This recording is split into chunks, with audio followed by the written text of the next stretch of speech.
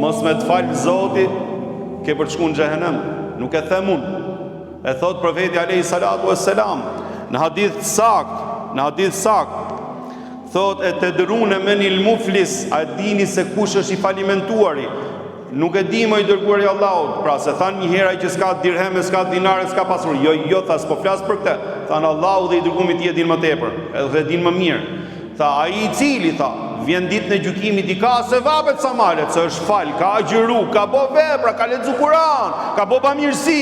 Ama nga ana tjetër, këtë nuk kalon fjalë pa shpif. Ati tjetrit i ka hongër hakun, atë tjetrin i ka godit me të pa drejt, atë tjetrin i ka shkel drejtën, ati tjetrit i ka mohu, këtë e ka dëshmurrejshëm, këtë e ka bokshu, këtë e ka mashtru.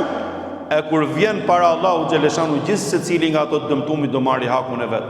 E si i fluturojnë në sevapet, thot profeti alayhi salatu wasallam. Ato malet me sevape hikin gjitha, madje nuk mjaftokan, fillojnë t'i lejnë gjunofet e veta derisa fundoset. Ky është thot i falimentumi profeti alayhi salatu wasallam. Ndërsa përmendën tek profeti alayhi salatu wasallam në hadith sakt një grua e cila falej shumë gjatë gjithë natës, agjëronte shumë agjërime nafile, por than tu dhi jaraha bilisaniha. Me gojën e saj, me fjalët e saj, i mundon fshinjët edhe komshin. Tha profeti alayhi salatu wasallam, hije finnar, do të jetë në xhehenem. Ndënim Zotit, dënon Allahu xhaleshanu.